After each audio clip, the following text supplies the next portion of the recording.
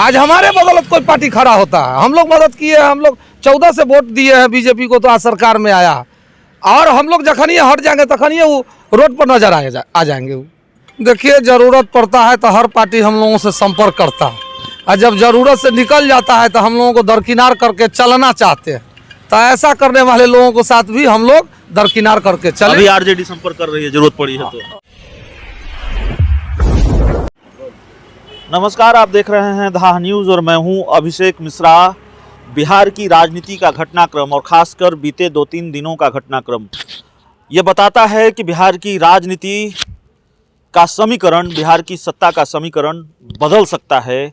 बिहार में कोई बड़ा पॉलिटिकल सरप्राइज बिहार को मिलने जा रहा है, और इसके आसार इसलिए भी हैं, इसके कयास लगातार इसलिए भी मजबूत हो रहे हैं क्योंकि बयान और उन बयानों के जो मायने हैं वो इसी ओर इशारा करते हैं।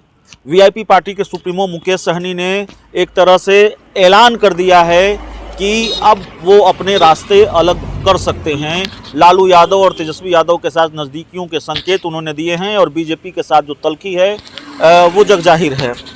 उत्तर प्रदेश के 168 विधानसभा सीटों पर अपने उम्मीदवार उतारने जा रहे हैं।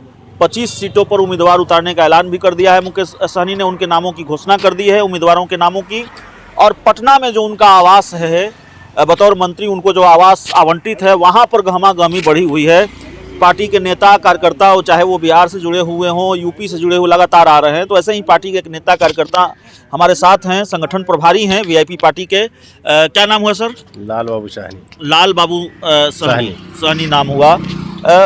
जिस तरीके का घटनाक्रम है, लगता नहीं कि उत्तर प्रदेश का विधानसभा चुनाव भारी पड़ जाएगा, नुकसान भरा फैसला साबित होगा जिस तरीके से बीजेपी धमकी दे रही है? नहीं, बीजेपी को धमकी देने से क्या, पार्टी का हम अपने ग्राउंड, पार्टी के लेवल, पार्टी को आगे बढ़ाना, सब लोग सोचता है कि हम अपने पार्टी को आगे बढ़ाएंगे।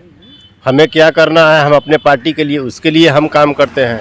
बीजेपी पार्टी जिस समय पार्टी बना था उस समय क्या एक ही बार में पूरे विधानसभा चुनाव जीत लिए थे, वो भी 6 सीट पर नहीं रह गए थे।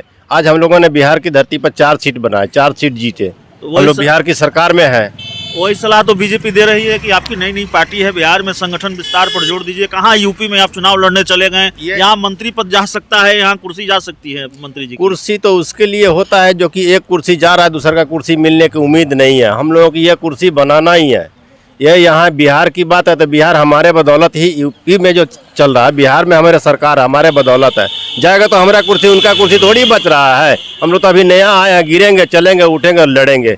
और पूरे हिंदुस्तान के जितने भी विधानसभा है ना, आने वाले दिन में हम लोग सब पर चुनाव लड़ेंगे। तो यूपी के सभी चुनाव, अभी तो 168 और 65 की बात चल रहा है ना, अभी भी हम लोगों के पास में इतना ताकत है कि यूपी के 403 विधानसभा पर कैंडिडेट उतार करके अपना चुनाव लड़ा सकते हैं। पार्टी के राष्ट्रीय उपाध्यक्ष भी हमारे साथ आ गए हैं। तो चलिए, बात कर रहे थे आपकी पार्टी के नेता कार्यकर्ता, पार्टी के राष्ट्रीय उपाध्यक्ष भी अब हमारे साथ हैं। बड़ा नुकसान हो जाएगा, लगता नहीं कि उत्तर प्रदेश का विधानसभा चुनाव आप लड़ने जा रहे हैं और यहाँ बीजेपी कह रही है कि साहब मंत्री पद भी जाएगा, बोचहा की सीट भी चली जाएगी। डर नहीं लगता इतने बड़े राजनीतिक नुकसान से? हम लोग तो संघर्ष करने वाले लोग हैं ना, संघर्ष करके आगे बढ़े हैं और आगे बढ़ते रहेंगे। हम लोगों को नुकसान नहीं देख रहे हैं, हमको पार्टी को आगे बढ़ाने के लिए हम लोग संघर्ष करेंगे, यही तो मुद्दा है हम लोगों को। जिस तेजस्वी यादव के बारे में आपकी पार्टी के सुप्रीमो मुकेश सहनी जी ने कहा कि तेजस्वी यादव ने मेरी पीठ में खंजर घोंपा है, उसी तेजस्वी यादव के बारे में अब कह रहे हैं कि वो मेरे छोटे भाई हैं, उनसे कोई दिक्कत नहीं है, वो बोचहा की सीट जीत जाएं, हमें कोई फर्क नहीं पड़ता। इतना बड़ा इस तरीके से हृदय परिवर्तन कैसे हो गया? और जो खेल, जिस खेल की बात कही जा रही है, वो खेल हो गया है क्या, या फिर होने की दिशा में चीज़ें बढ़ रही हैं क्या? देखिए, ये तो माननीय को डिसीजन लेना है, लेकिन राजनीति में कहीं किसी के साथ कोई जा सकता है। हमको जहां सम्मान मिलेगा हम वहां जाएंगे।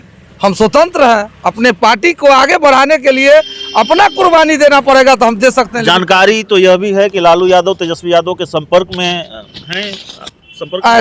ऐसा कुछ नहीं है। हम लोग जहां हैं मजबूती के साथ है, सरकार में है और रहने का इच्छा भी है, लेकिन हमारा जो समाज का मांग है वो जब तक पूरा नहीं होगा तब तक हम लोग संघर्ष। कैसे सरकार में रहिएगा? बीजेपी कह रही है कि मंत्री पद चला जाएगा, बोचहा की सीट चली जाएगी, इसके बिना सरकार में कैसे रहिएगा? सरकार जाए और रहे उससे हमको फर्क नहीं पड़ता। हम लोगों का है जो हमारे समाज की जो आवाज़ है आरक्षण, आरक्षण के लिए हम लोग लड़ाई लड़ते रहें और लड़ेंगे, आरक्षण लेके रहेंगे, चाहे सरकार किसी का हो, लेकिन हम लोग संघर्ष करेंगे। तो आरक्षण के लिए कुर्सी जाती है तो चली जाए। हाँ, कोई दिक्कत नहीं, उसके लिए हम लोगों को परवाह नहीं है।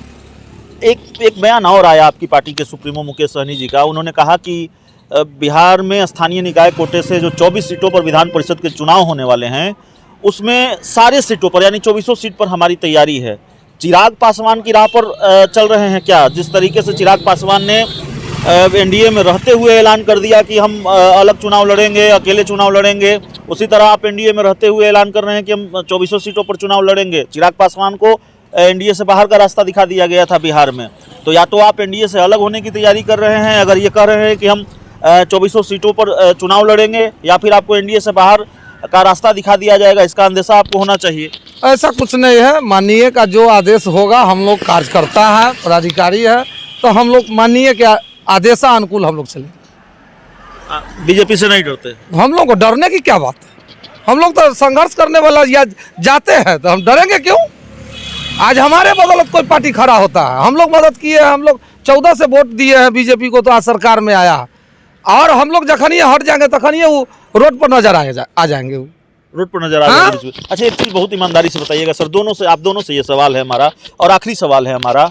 ज़्यादा कंफर्टेबल, आप तो पार्टी के राष्ट्रीय उपाध्यक्ष है, आप लोग सक्रिय कार्यकर्ता है और अनुभवी लोग हैं आप लोग, ज़्यादा कंफर्टेबल किसके साथ आप लोग रहे हैं? आप महागठबंधन में भी रहे, उससे पहले एनडीए में भी रहे, अब एनडीए में हैं, तो एनडीए के साथ ज़्यादा कंफर्टेबल आप लोग हैं या रहे हैं, या फिर महागठबंधन में ज़्यादा कंफर्टेबल रहे हैं? देखिए, ज़रूरत पड़ता है तो हर पार्टी हम लोगों से संपर्क करता है, और जब ज़रूरत से निकल जाता है तो हम लोगों को दरकिनार करके चलना चाहते हैं, तो ऐसा करने वाले लोगों के साथ भी हम लोग दरकिनार करके चले। अभी आरजेडी संपर्क कर रही है, जरूरत पड़ी है तो? अब हाँ, ऐसा कुछ नहीं है, बाकी देखिए आगे बहुत क्या कुछ होगा। छुपा रहे हैं आप। बहुत कुछ छुपा रहे हैं। चलिए ठीक है, धन्यवाद। चलिए, तो मुकेश सहनी की पार्टी के कार्यकर्ता थे, पार्टी के राष्ट्रीय उपाध्यक्ष हैं, और इसी तरह की गहमा गहमी आपको इस वक्त पार्टी के जो बड़े नेता हैं, पार्टी के जो महत्वपूर्ण नेता हैं, वो मुकेश सहनी जी के आवास पर मिल जाएंगे।